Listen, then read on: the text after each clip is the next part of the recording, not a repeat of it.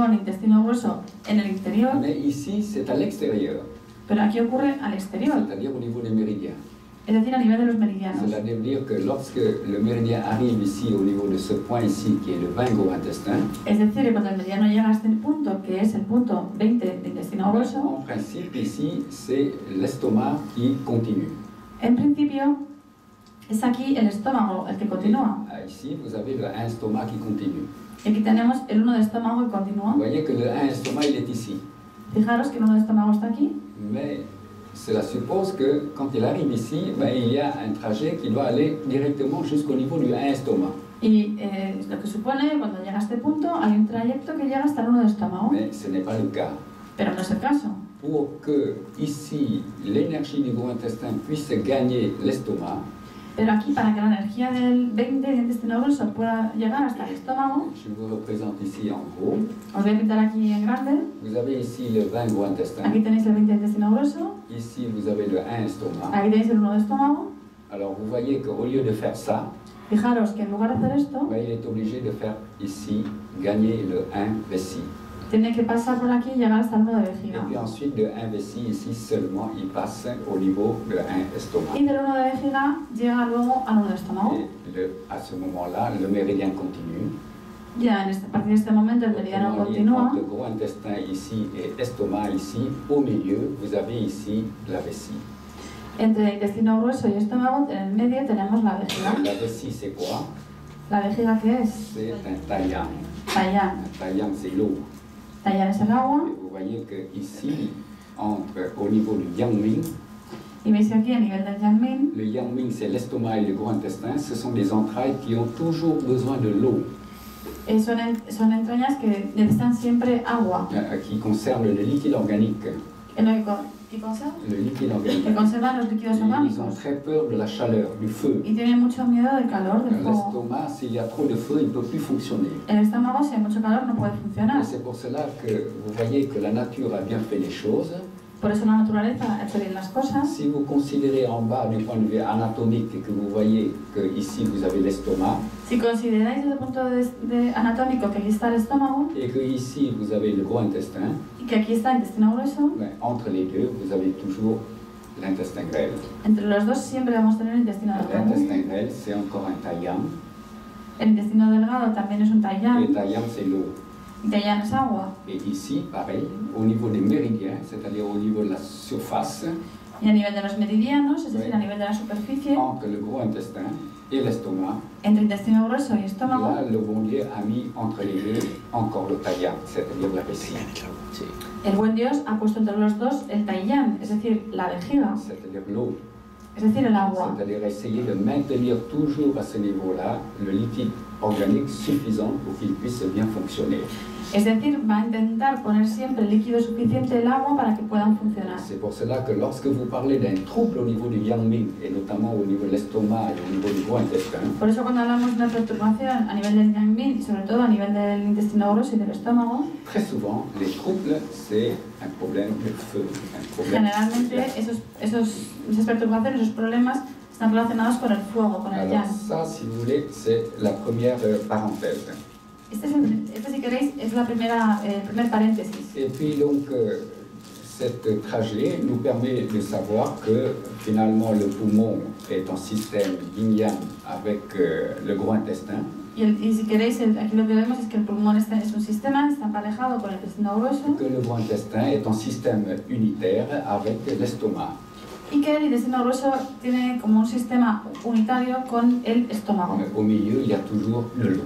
pero que entre ellos siempre hay agua. Alors à partir du moment où vous comprenez ce trajet interne et externe du gros intestin, A partir del momento en el que entendemos este trayecto interno y externo del et que intestino vous grueso, comprenez que la physiologie du gros intestin, c'est surtout gérer le liquide organique, y que entendemos que la fisiología del intestino grueso es regir los líquidos orgánicos, vous comprenez que les signes, quand il est perturbé, ça va être des signes de feu. podéis entender que cuando está perturbado los signos van a ser signos de fuego. Alors il suffit de considérer le trajet du méridien. Basta con considerar el trayecto del Si vous meridiano. considérez ce trajet à ce niveau-là, Si consideramos el trayecto a este Parce nivel, que maintenant, l'équilibre des liquides organiques, quand vous parlez de troubles, cela veut dire qu'il y a une perturbation au niveau des liquides organiques. porque cuando hablamos de perturbación a este nivel, estamos hablando de que hay una perturbación a nivel de los líquidos orgánicos. Cela veut dire qu'il y a un assèchement des liquides organiques. Es decir, hay una sequedad, se están secando los líquidos Et quand orgánicos. il y a un assèchement des liquides organiques, vous comprenez fort bien qu'à ce niveau-là, la bouche va être sèche.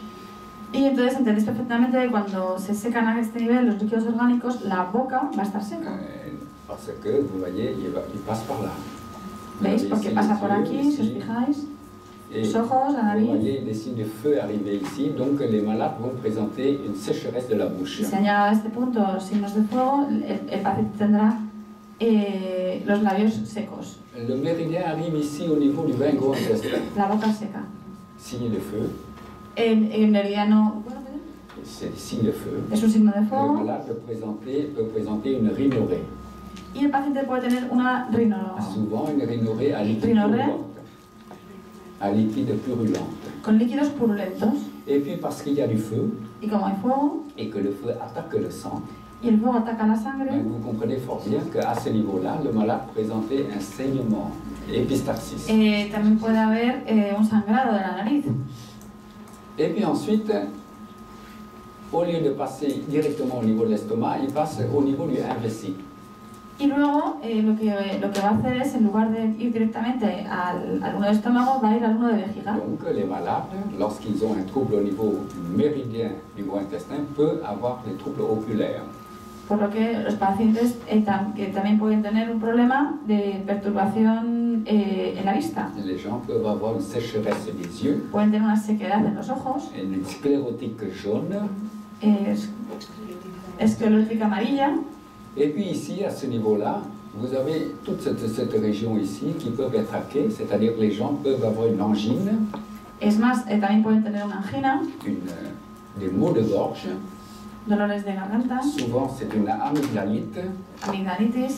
Et là, il faut, quand les gens ils viennent, ils disent j'ai une douleur à la gorge.